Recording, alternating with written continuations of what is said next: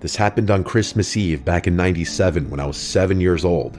Since we're Jewish, we don't celebrate Christmas, so Christmas Eve was just like any other night for us. Our dad is a doctor, and since he's Jewish, he always works on call at the hospital during the Christmas holidays, so he wasn't home tonight. That just left my little sister and I by ourselves for the evening while our dad worked. Technically, our mom was home, but to be blunt, she was an alcoholic. Back then, being a 7-year-old, I had no idea what alcoholism was. All I knew was that my mom was always passed out once it got dark and near impossible to wake up. Sorry if it sounds harsh or TMI, but it's relevant to my story. My sister and I were downstairs watching TV when we heard a knock at the door. Being the oldest, I went to see who it was. Our door had glass panes built into it, which made it easy to see who was on the other side.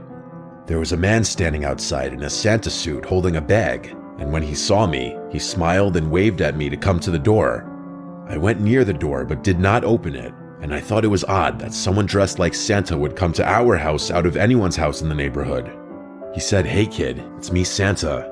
Let me in, I'll give you your presents." I remember point blank telling him that Santa isn't real, and that if he was, he doesn't give Jews presents anyway. That's when he said, "Of course I'm real. In the past, I only used to visit Christian homes, but lately, I felt bad that Jewish kids never get any presents. So this year, I changed the rules so that you can get presents too." But I didn't buy it, and instead, I remember getting mad at him, arguing that Jews get presents. We just get them during Hanukkah and not on Christmas. The smile fell from his face, and all his jolly charm disappeared as he began demanding I open the door. I told my sister to dial 911, and the guy seemed to run away. We did call the cops. However, unfortunately, the operator didn't understand what we were saying. Looking back, I think she may have thought we were just little kids excited that Santa Claus was coming to our house. Regardless, she didn't take us seriously, and instead just told us that this number was to be used for emergencies only before disconnecting the call. My sister and I now got really scared because we didn't know who else to call. Since we were only 4 and 7, the only numbers we knew how to dial were our home number and 911. And since this is the 90s, my dad didn't have a cell phone yet, and I had no idea what the hospital number was to reach him there. And with our mom impossible for us to wake up, we were essentially on our own. We hoped the man wouldn't come back, but a few minutes later, he was knocking on the door again. He said he knew the cops weren't coming and to go ahead and let him in or we'd be in big trouble. My sister started crying and ran upstairs trying to wake my mom. Not knowing what else to do, I did the one thing that made sense to my 7-year-old brain.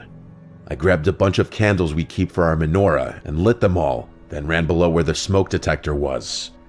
I blew out all the candles quickly before tossing them all up to the smoke detector. Thankfully, they gave off enough smoke to set off the smoke alarm. As an adult, I realized how stupid this was, and fortunately, I did not accidentally set the house on fire. But at that time, all I knew was that the smoke alarm would instantly call 911 for me and send help to our home. There was a fire department not even 2 minutes from our house, so they got here pretty fast. My sister came downstairs, scared of the fire alarm, but I told her there was no fire and to not go outside, but instead wait inside with me. To my amazement, the guy still did not leave. Instead, the bastard ran to the firefighters, presumably telling them that he was glad they showed up. I remember that he claimed he was my dad, and that he dressed up like Santa Claus for Christmas Eve to surprise us.